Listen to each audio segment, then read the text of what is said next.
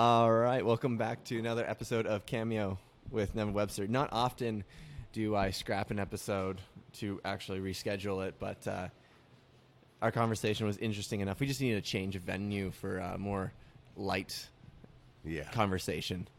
And so we've situated ourselves at the 5 Bean Brew Bar here on the North Shore because, it's a sunny North Shore, even though it's a beautiful snowy day. And it's nice out. It's nice out. I just walked all the way from downtown. It's really nice. You walked? Yeah. Nice. I used to walk everywhere. This is Daz Tha Punk. If you don't recognize his voice, he supports the underdog. He's to fill you in to kind of where I'm at with getting to know Daz. He grew up with the punk movement. He's got that ADHD. He's been medicated self and through doctors. Yeah, that's all true. He's never really one for coloring within the lines, like jumping fences, getting in trouble. A little bit like myself, except I was the clean cut version of it. He was trying to say. You're a little bit more out there. You got the new face. Is that a new face tattoo? That's the new one. Yeah. Who did that? Sean at Boulder Side. Boulder Side. Yeah. Yeah, that's where the quote goes too.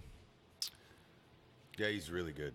Yeah. Yeah. And you recently, just because I'm curious at this point, did you just record a new song with the quote, or is that what I saw? Actually, I've been really busy since you saw me last time. Last time you just dropped your EP. Now you're collabing with people. October 28th, I put out the first release, right? Introductory release.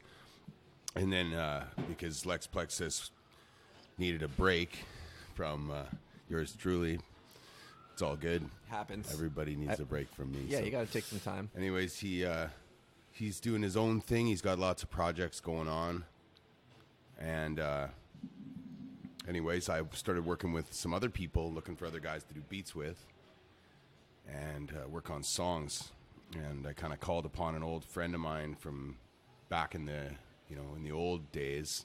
He's been recording my punk shit for years. I've known him for over 20 years. His name's Leon Rasico, and he's a fantastic recording engineer. And I'm also working with Ethan Keeley, and he's this new guy I met. He's 20, and he's just like phenomenal beat maker. He makes, like, in my opinion, he's like the best in Kamloops making hip hop beats. He's absolutely just like, he's got it nailed. Every track he sends me to work with is like a totally different sound, and just like he's got the 808s in there, like super pounding bass, like it's solid sounding recording. So we recorded 4 songs together. I recorded one with the quote, and that's probably going to be hearing that in the next little bit here. We're going to release an audio release first, and then Quote and I are talking about doing a video for it. Awesome. Yeah.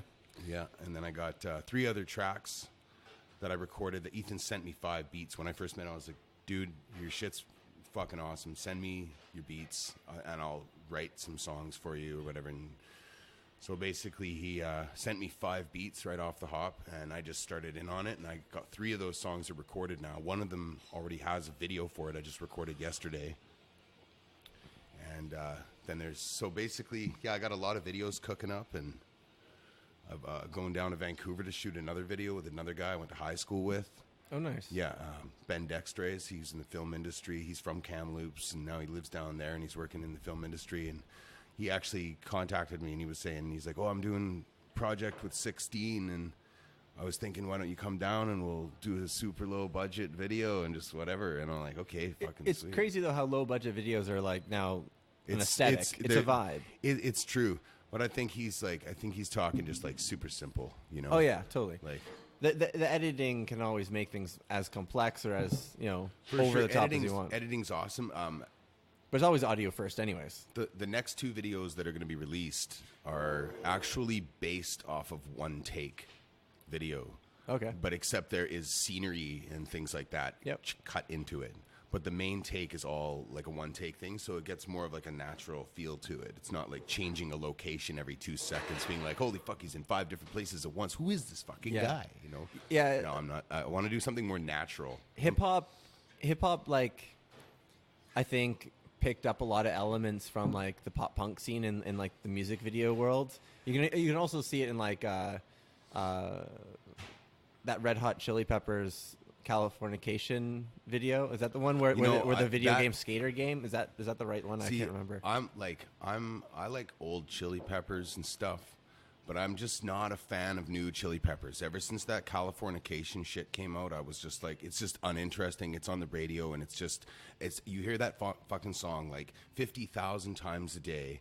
And it's just kind of like, man, this is like they were fucking killing it back in the day. It's not my thing. But it's just like Kanye's, dropping Jesus is King makes me value his old stuff even more. So, this is another thing I checked into, because the last time we talked about there was like this Kanye West got brought into this, and then I started saying shit about it, and I was like, you know what? I really haven't listened to enough of his fucking music to say anything about it. It's not fair. He's an 808 godfather. So, 808, nonetheless, like, I know he's an artist and he's a respected artist and all that stuff by a lot of fans and a lot of people. But I went and checked out the only song that I've really listened to by Kanye West, actually sat down and listened to, was the one that he's driving around in the desert with his dad in a Jeep.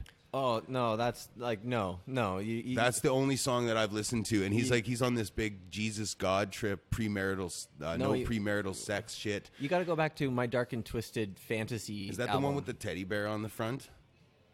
I can't remember. But you need to go back to like Kanye from like my college days when he's like, still, in love with, women in general rather than just, one and, preaching Jesus.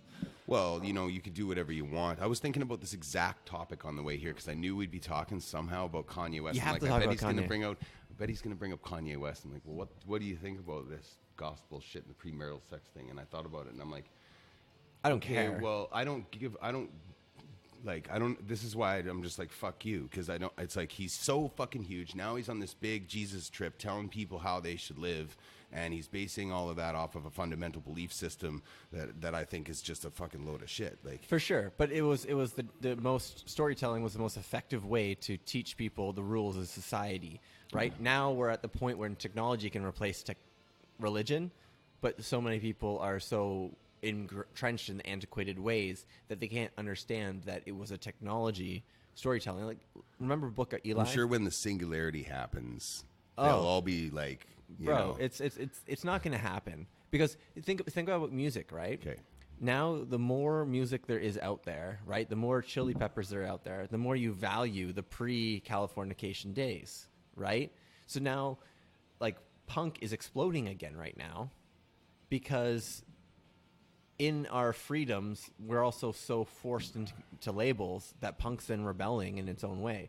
Like, they trashed a Denny's down in California somewhere because they threw a punk show in Denny's. It was called Wacko, and this like little indie band just blew up over time because they're just so fed up with the way things are that it resurges, and that's what's happening with hip hop.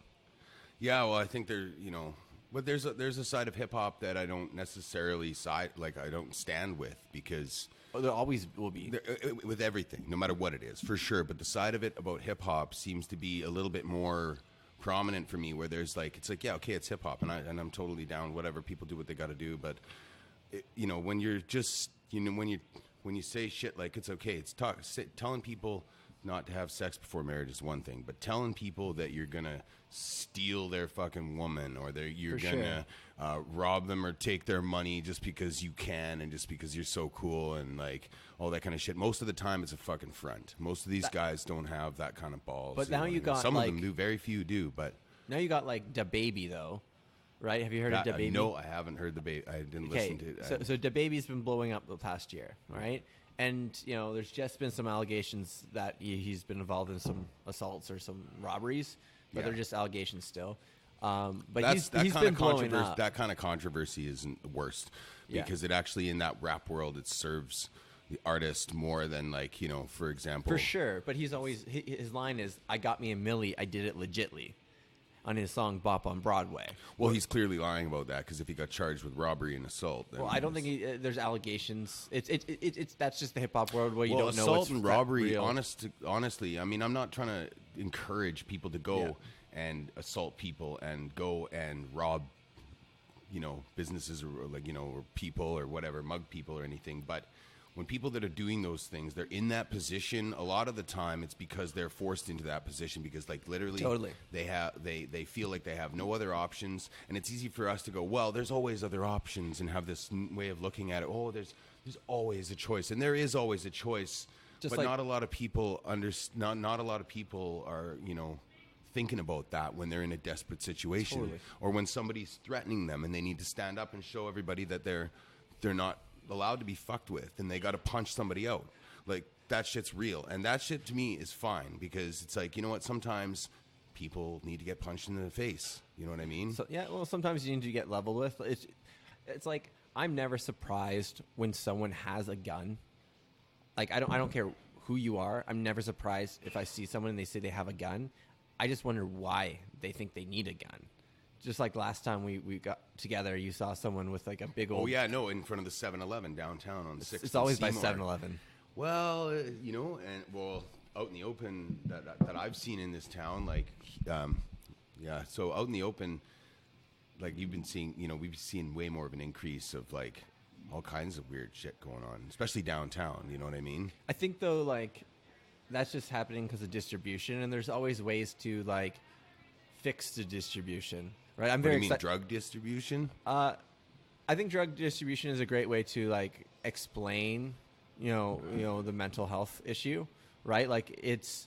Well, I think, like, sorry to interrupt you. I think that mental health and drug addiction, yeah, they go hand in hand a lot of the time. But I really honestly think that mental health, whether drugs existed or not, mental health would always be in place. And actually, currently, I think the world right now is in like a mental health epidemic because everything going on. It's hard. It's hard to comprehend like what the future is about. See, I question that though. I question that if it's actually an epidemic or we're now just the point of self-awareness that like we've come from these organisms that we're like trying to get excited about making fire, right? And killing something to eat it and creating, you know, the structure of society, right? Like humans have never had it easy. Until now, we have the time where we're fighting over Disney Plus entertainment. We're at the peak Maslow's hierarchy of needs, right? We're not worrying about the bottom unless you are desperate. If you're desperate, you're worrying about the bottom of Maslow's hierarchy of needs. You know, food, shelter, water, right? Baby stuff. That's why the baby's blowing up. It's because he's a reminder that we have kids. We have a generation that's looking at us and copying us. So we were told this. We were told that exact same thing back when we were in high school. Everybody was talking about it. We forgot it. Well, no, we never gave a fuck in the first place. Because we listen to things people tell us and we don't really understand them because we're too fucking occupied with our own bullshit. Totally. People don't want to deep dive, right? You know, you can't just... Well, it's not easy to do. It's not Absolutely easy. not. It's scary, and that like a lot of people don't... That's maybe why a lot of people can't accept any of these big changes that are happening, especially like you're saying, religious people and technology and all that kind of stuff. And technology is now coming to the place where it's like, okay. Like imagine yourself 10 years ago when you started making music. How hard was it to get studio time? Well, like there must have been times when you had so much music and you couldn't record it. Oh, for sure. Well, it's actually like the only time I went into an actual like a studio where they had like a whole bunch of rooms and a mixing. I went in there. I went into a studio twice, I think, and an actual one. And it was like, you know, we paid like it was $50 an hour, and all of us were broke fucking people. And I was 16 and recording my first punk CD, and we went to Doug Perry downtown, and we paid like $100 and recorded 6 songs in 2 hours. Got a totally rough mix, and then released it. But even then, you got to do a lot of running around to release the music after it's recorded. Like a lot of running around. Like I had to make the album cover, I had to go get the thing, and then get the CDRs and like burn each CD at your friend's house on his shitty computer. It was distribution. But that's like before we had Spotify or even Napster. That was what I was doing. Running around, making shitty tapes, drawing on the front cover with felt marker, photocopying them in high school, cutting everything out, assembling everything, and then going out and advertising for it myself with no Facebook. Here's my thing. Right now, I think people should be making a playlist of 10 songs a day, with one of the songs being their song, and 9 supporting songs of influences of that song. So trying to show your listeners who you're influenced by so that they're kind of warmed up for when they hear your music. And you put that on the daily because you're now sharing music you enjoy, and you're slowly weaving in your music. Because if you just spam your link, because I deal with this a lot in the BCUG, you saw the toxic forum. Somebody says, yo, drop me your links. And everybody drops the links, and nobody fucking really scrolls through it and listens to it. It's just like a huge pile of links, and it's just people. I even made a post that didn't say that. Even I said, like, I think I made because I'm on a bunch of underground forums, and I made a post saying some fucking thing. Anyways, somebody just posted a link as a comment, even though it wasn't anything having to do with post your fucking links. So it's been a year-long battle of the mods of those. My point forums. is that I guess my point is with that is that when most people do things like that, selfish. Yeah, well, because they're writing this thing because they want to show everybody what they're doing. But when somebody else or 3 or 4 or 5 or 6 or 7 people do it, and then it's like no one really fucking cares. They just that's social media. People want it. It's all about it. Right? That's where we created this meme culture, where Caro's redropped his song from months ago. And I got 40 likes. Is that the diss track about Golden BSP? He's the one who wrote it. No, I know that he's the one. That's the only song by his. He has a song called "Movin'." And did Golden ever respond to that? No. Only in IG stories. And we instigated it as far as we could, right? And memed it, right? Because that's a big punch up and accurate. Well, I mean, I don't know the story. I don't really know the reality of their whole situation, totally. But if somebody's talking shit, we just basically trolled him into thinking that he was Caleb, aka Karos, was posting Golden's numbers as his own. It was an obvious joke. But it was a stupid joke. It was a stupid joke that Golden went over Golden's head because he wasn't part of the forum, the culture, the community, right? Well, you never know when you're in a state of mind. Somebody tells you something, and you're like, "What the fuck?" People are reactionary. Yeah, exactly. It doesn't mean that he sucks or anything. It just means that he's, maybe he thought it was real. Yeah. I don't know. Yeah, we had some fun with it, right? Easy Mac is not a fan, and Golden's an Easy Mac. They do a lot of projects together. Yeah. Easy Mac threatened to tie me up in the comments of one of Karos's posts. You? He threatened to tie you up. Yeah, because I was getting Karos's back. We were just having some fun. He ended up deleting all the comments, but we got the screen caps. It was dumb, but that's funny. Easy Mac's, I got Creflo, watching Easy Mac. We're good, but it's a different world, this hip hop world. That's a totally different side of hip hop. What have you learned about hip hop in comparison to punk? Do you collect vinyls? I don't. I don't have. I would like to get into that again. It's the shit. I am obsessed with it. I love it. Whenever I can, and I have a bit of money, spend on a record, I go down to Barnacle Records. Shout out! And I get myself Barnacle Records, a fucking hip hop record or something. And Why I've am been I getting a lot blanking of his cool name shit. now? And it's cool because it affects my writing because I'm so new to it. Right, I'm still finding my sound, but man, I'm starting to nail it down for sure. I've been listening to I remember this one song I started writing. I was writing it, and I was listening to a lot of KRS-One, and I'm getting into more of his albums. KRS-One, of course. And instantly I'm thinking of listening to so much of this shit that it's your brain starts thinking sort of in the similar flow. So I started writing a few things, and then I'm and then I go out and I buy a Big L record, and then I'm I've heard Big L before because I got the Big Picture, that second release that was released after he died, that was finished by mixed down by the other guys. What are your thoughts, being that you have ADD, ADHD, that you're impulsive? Oh, I'm totally impulsive. Extremely impulsive. I almost cut my hair this morning. My wife wants me to cut my hair, and I finally did just because I saw a hairdresser who had an open seat. But that's not the worst thing you could do. Look at this beautiful flowing hair. It's great. Why are you wearing the hat?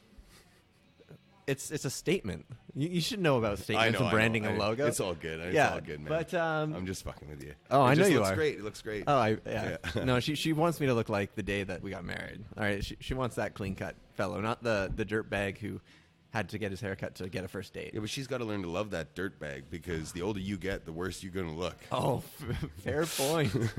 Oh man, my dad's got a bit of a valley, but he's in good shape. a lot of the time, it's so strange to even say, it's like, I'm making all these videos, and sometimes in the videos I'm like, holy fuck, it's just weird to see yourself, and sometimes you have a different idea of how you look, maybe because you refuse to live in a reality or something. Sometimes I love going down old photos. Yeah, you see yourself and you're like, holy fuck, I'm looking kind of old in this video. Oh shit. You still got like, I don't know. Oh, I'm good. I'm fine. You got 7 years before you like really start showing. Yeah. Shit. Just depends on how many tattoos you put on your face. For sure. Then I'll just start writing poetry or doing podcasts. Yeah, I thought I could do a really good podcast, one of these who days started in one? the future. That's my plan, actually. Junk just started a podcast. Just launched it yesterday. Do you know who Ian Tortino? No. So Junk, you have to. Okay, I'm gonna give everyone a history lesson on BC hip hop. Okay. Battle rap is essentially East Coast Canadian influence on hip hop. Okay, but Vancouver had a massive battle rap scene. Junk came up through battle rap, and he's this Italian immigrant who's not yet Canadian, who can freestyle better than most anyone you've ever heard. Has essentially raised on up, and he's now touring, self-supporting artist. And he goes, my name is Junk. So look him up on Instagram, and his hip-hop album is amazing. And one of the best songs put out in 2019 was Junk and Messiah Prophet. It was called Do or Die. And it is just, you want to talk amazing visuals and amazing sound and blending of everything that's perfect. Oh, that track. You have to listen to it. Anyways, that's my random history lesson. I've been actually really getting into battle raps. I've been watching a lot of battle raps. I'm super pumped on BVB. them. Go check out BVB. Yeah. So Big Valley Battles. They're out of Kelowna. Okay. Right? There's this guy named Breezy, I think his name is. He kind of heads it all. Karos and Caleb, battles in that league. And I think you like them. And then there's also Smoked Out Battles. So Smoked Out Battles has is the feeder kind of KOTD, so King of the Dot. So King of the Dot's the premier battle league, right? That's the one that made battle rap what it was in like the early 2010s. It's super cool. It's just like, and it's awesome because you can, like, when you're in there, it's open field. Like, it's like grounds for total freedom of speech. Yeah, and of course, everything has its consequence. Totally. But when you're in there, it's like you can just like, they totally tear each other apart, and at the end, they're fine. You know what I mean? Like, totally. And it's part of the culture of it, right? Like, there's some really great battlers to mess around with in the Smoked Out forums, and definitely check out that forum if you want to like start low key getting involved there, because they're very. A lot of people do it for a hobby, right? They have a good paying job. They don't want to blow up, right? So they don't want their private life public. So they keep their group private. But I got kicked out of the King of the Dot forum this year for making a cancer joke. People don't like when you make cancer jokes. People don't like it when you make. There's always going to be somebody that doesn't like what you say, or doesn't like how you look, or doesn't want it because they're so fucking fragile they can't take a joke, or they don't see where you're coming from, or they're just looking for a perfectly good excuse to tear you apart on whatever reason, or make you like. Or sometimes my intention is to be, a fucking asshole, a prick. Yeah, I'm a very smart prick. I'll give myself that. That's confidence speaking, not arrogance, people. Please. Well, you're persistent, that's for sure. Yeah. I see that, yeah. And a lot of people are like, God damn it, here he is again. It's just like, well, but that's kind of like, that's kind of the. That's I had like to make a joke of it, though. It's like almost the beauty of being a journalist. Is just, yep, I'm here and I'm recording. I'm watching you. Yeah. Like that's like shout out to Zach Abney and his throw up of that big eye downtown, right? That's just. Got people talking exactly. in the mural. That's just like, wicked. I'm watching you. And it is. I'm watching you. That thing is exactly like, there was that big, huge thread of comments once it got posted on Facebook, the Mel Rothenberger article. Exactly. And I read it, I read it, and I was like, I gotta get him behind the mic. I was like, Mel, no, thinking like, because I know Mel Rothenberger for years. Yeah. My dad was on council with Mel Rothenberger for 6 years when he was the mayor. Yeah. My family's known him since I was a kid. you know. So, and he did one of my interviews, and then Oh, I'm really? like, yeah, no, he did an interview with me and Oh, right, an yeah. article on. Yes, he right? wrote, I remember he was reading the an armchair article, yeah. mayor did an article because he wanted, you know, Help you out. yeah, and so then I saw that one and I was like, oh man, because then everyone was just like, Mel, you're fucking, you know, whatever. Here's the And, thing is, you know, it's like what my point was that painting, that mural resembles exactly that whole concept of the dualities of everything, right? People, you know, two sides of the coin almost, you know, like certain people that are in privilege and with a closed eye that refuse to see everything because it threatens their security, and then the person who's got the careworn, like aged face and more dark has the open eye, so they're willing to face on everything. And there's so many ways you can things, take it. Yeah, And it's like just driving here, like I can't say how many things impact me symbolically driving here for this interview, right? Like if I saw that every single day, right, and I was on the street, you know, I use shame as a motivating factor a little bit for yourself, for myself. Shame, it can be for sure.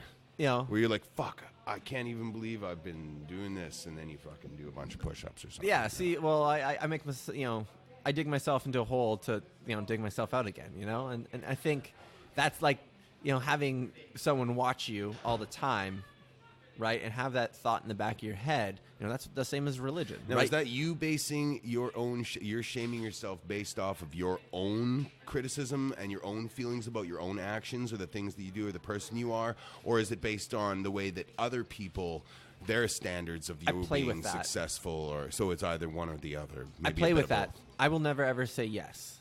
I'll say sure. Fair enough. I You can know, nor confirm or deny. right? Like, Yeah. like I'm not going to dry snitch on myself. You know what I mean? Like, you know, I play with quantum. Like, you know, right now computers are all binary. They're yeses and nos. You know, everything that we're listening to right now is nothing but yeses and nos. Recorded onto, you know, a Zoom H4n, you know, recorder.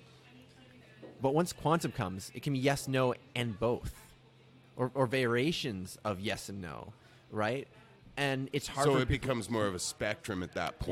Yeah, well, it's a spectrum then. Yeah. It's like Absolutely. You know, Yeah. quantum. Now we're talking manic shit again. See, quantum's not manic shit. Quantum's upper level conversations that I'm interested in having, but I don't have the time to have. So I want to talk to someone who understands it better than me Okay.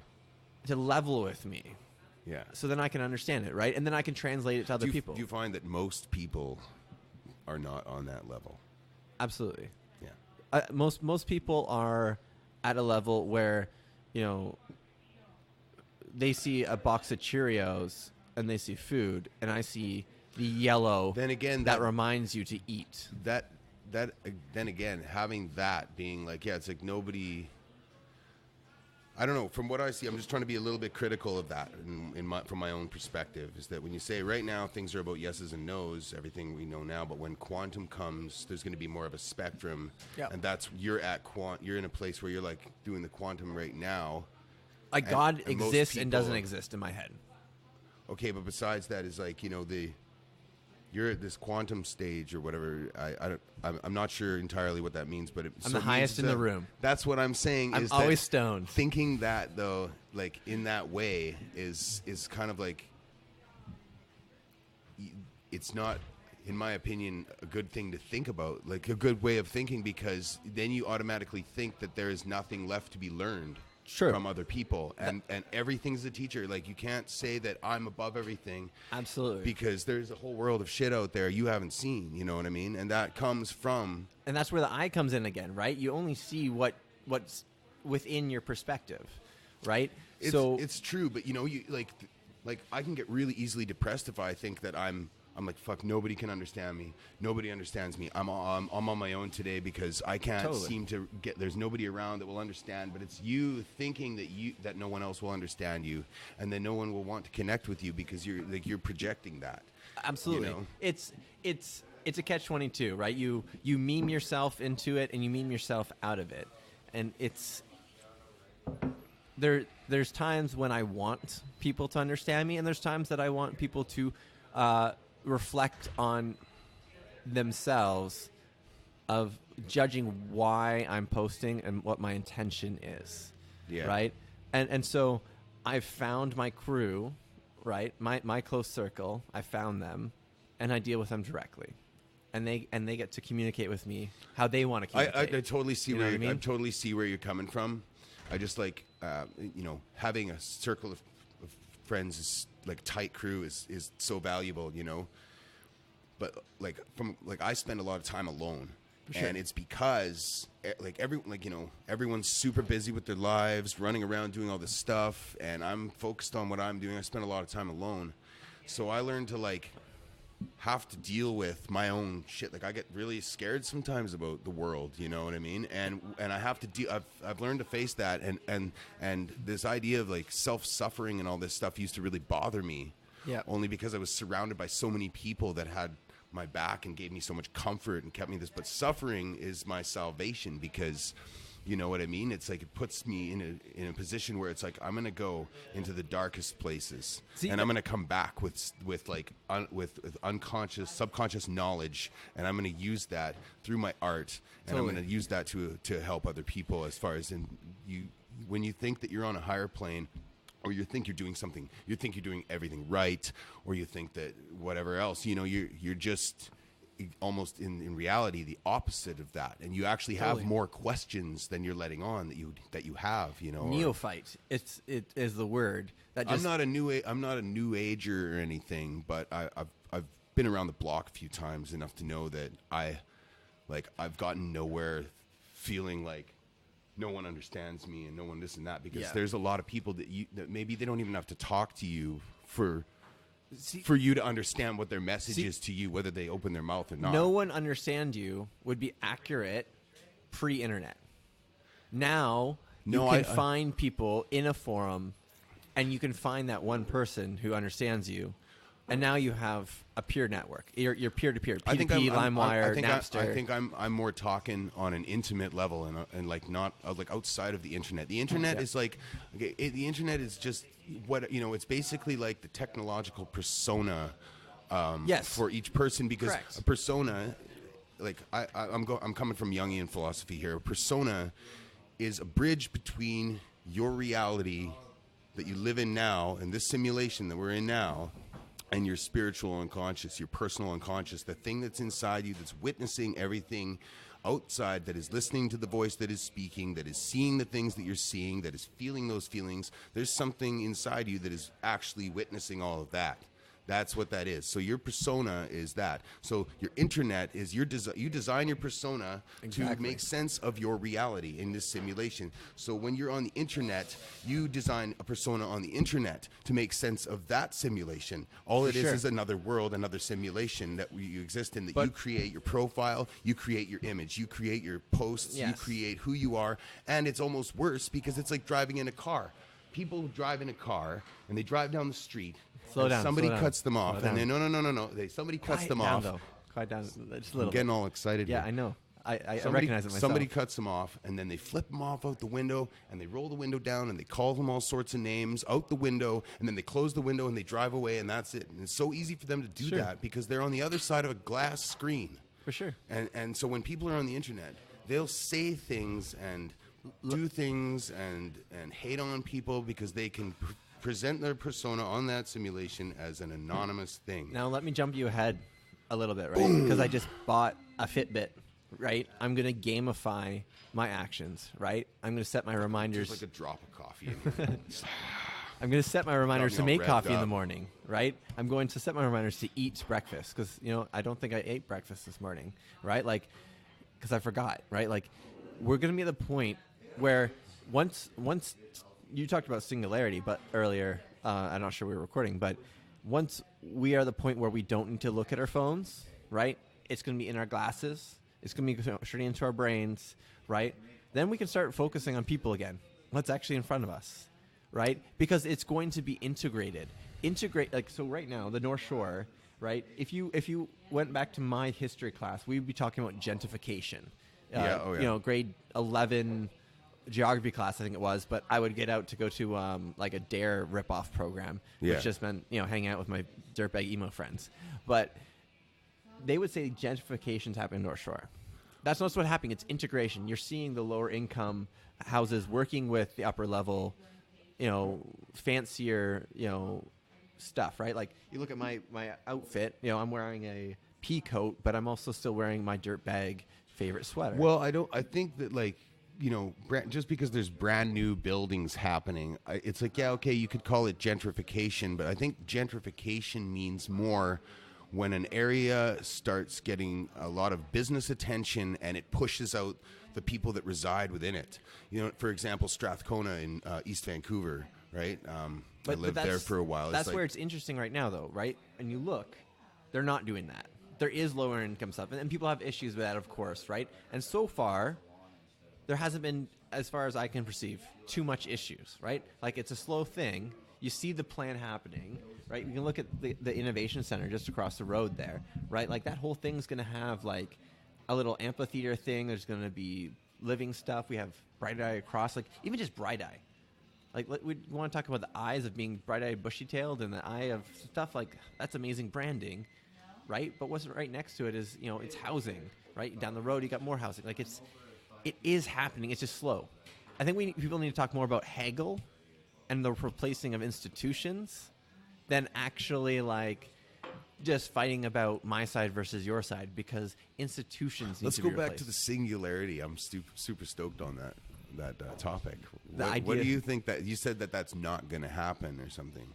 But now you're saying that when it happens, it's going to be integrated. So integration and singularity can be one and the same, but also it's like quantum, right? You can be yes, you can be no, right? Like, no one's going to be able to control my thoughts, right? Like, no boss has ever been able to monetize my thoughts to the fullest capacity. Did you know who Edward Snowden is, right? Yeah, I know who Snowden is. Okay, yeah, you know what he did, right? Absolutely, yep. You know the information that he released and what that was all about? Yep. The general concepts, yeah. Yeah, okay, it was that the federal government and like the CIA and stuff was using people's personal information, all the databases that hold any kind of information on you were being recorded and monitored and had access to by the CIA and the government and stuff like that. So he exposed that and exposed the truth of what was going on. Sure.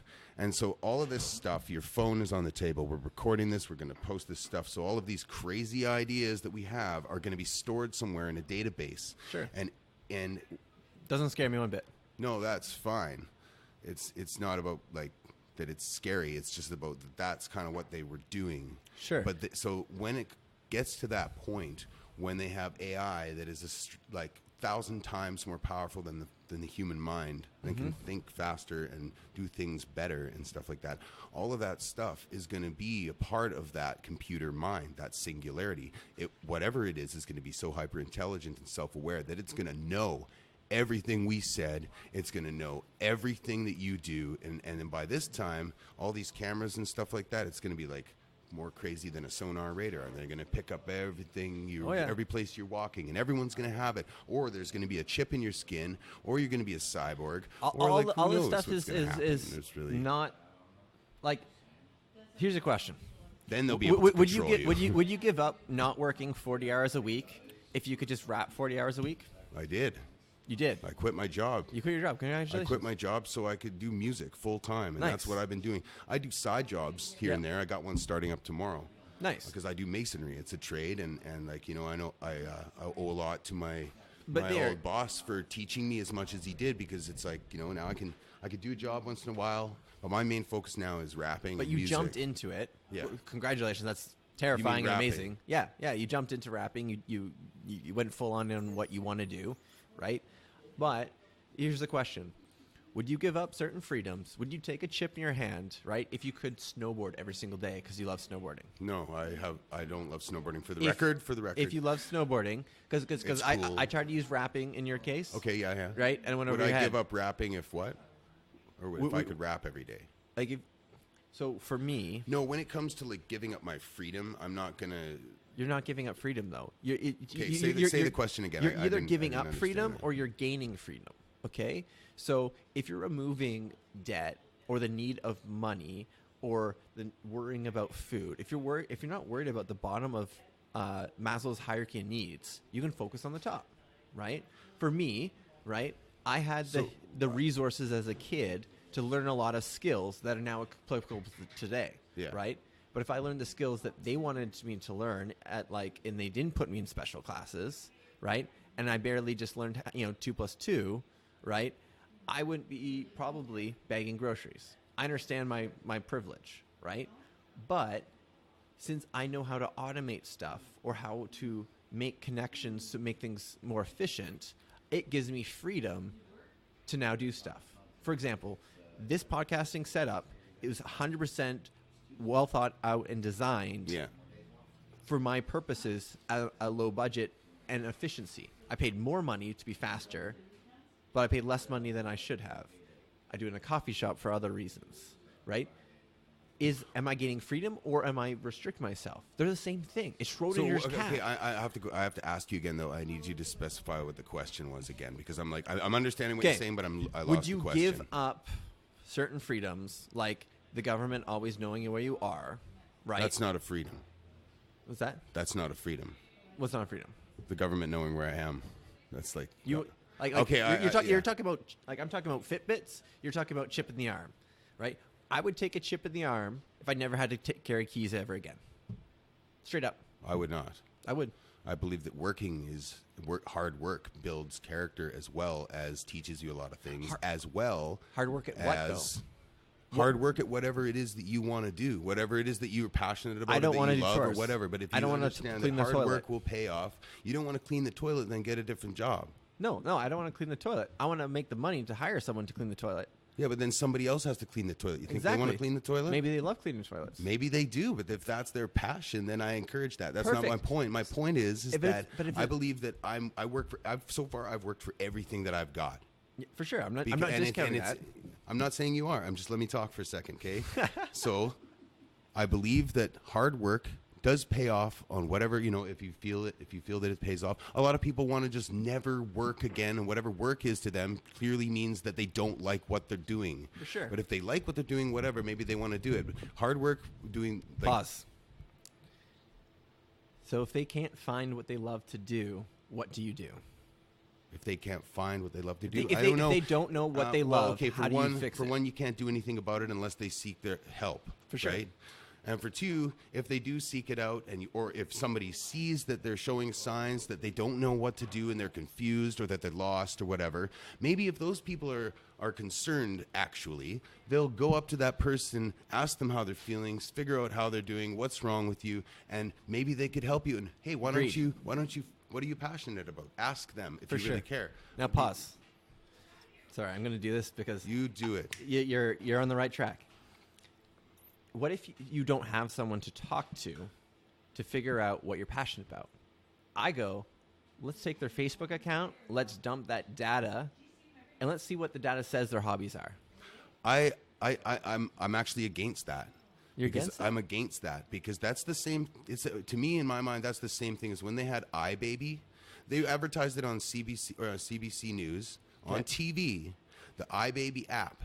And when your baby's crying, you take your phone and you don't know what to do. You just press the button and it will analyze the baby's cries. And that's taken from information from a database of millions and millions and millions of baby cries. Yep. And then it will tell you what's wrong with your baby. Now, does that seem right to you?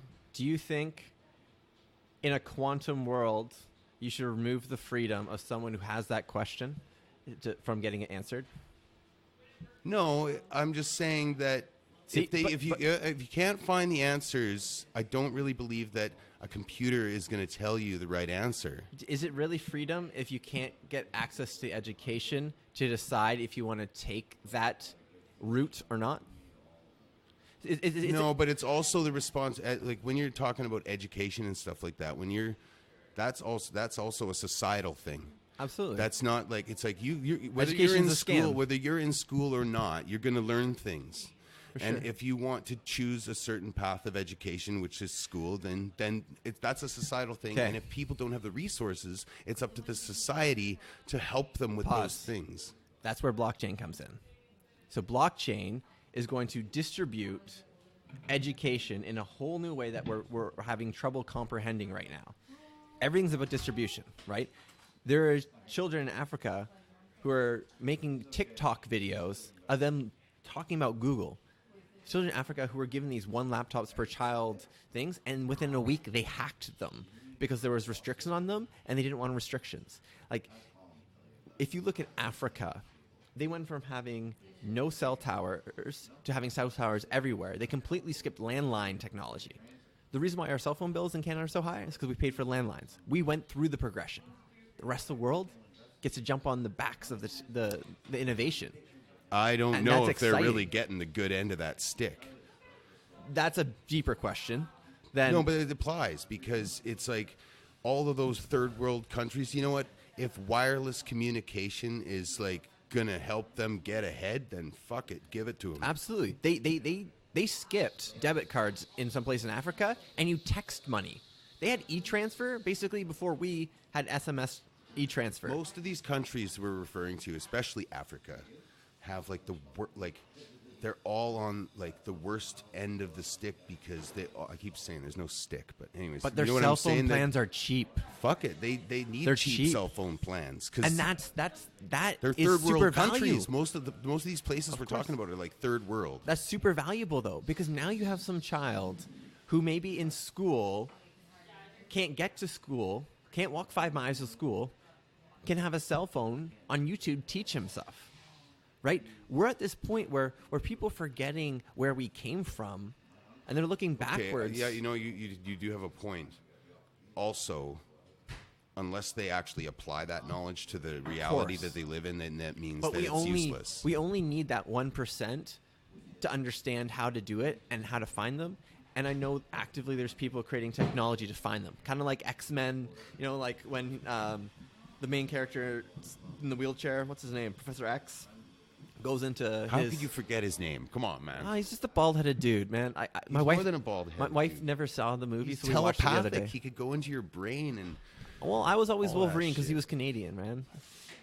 And he's got What's he going to do when the singularity happens? Jeez. He gets affected by it. Like he was, when he killed Jane or whatever Okay, let's get off the X-Men. I don't even know.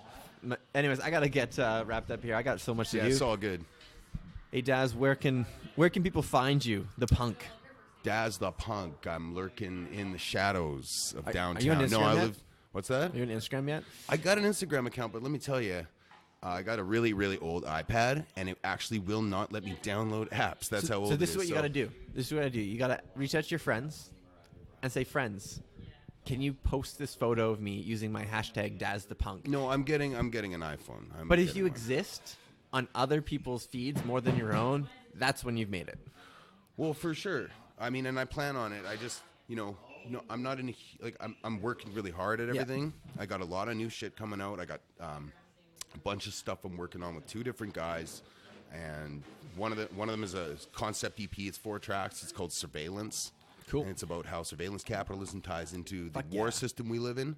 And then the other one coming out is called Songs for the Underdog, because One for the Underdog was the only one for the underdog on the initial introductory EP. And I had some people saying well, what about the underdog? You're just saying this in really plain language. You say it for this. All right, we're going to break that down when it's out, because I got to get going. He's got to get going. I got a wife and a bathroom that hasn't been painted for weeks, and I'm in trouble. You go paint that bathroom, old boy. Oh, man. I hate home hardware shit. I like it. I like home hardware because I bring my dog to it, though. Shout out Home Hardware for that. Anyways, check out the community. Find me on Facebook at Nevin Webster. I'm going to release this on Facebook, I think, as well. Let me know if you like it. The more you comment on stuff on Facebook, it actually helps me. I've released a lot of trash lately to make people realize, hey, how this social media shit works. One more thing. Sorry, before we go. I'm filming a video. February 27th. I'm looking for a whole room to be packed with people. If you're interested in being in the video, I left a post on my page. Just post your name and say I'm in. Yeah. And then I'll get at you. If you comment if you want to be on in February the video. 26th and you're listening to this, or 25th, or whatever it be, you don't have to post comments when things are posted. You can go back to archives of years old stuff. You comment on it. It helps them. It bumps it up in the thread. Yeah, like, share, subscribe, whatever you call it in the all that stuff. Support quantum the homies. technological world. Anyways, that's another episode of #Rap Loops. Cameo out. Bye. Peace.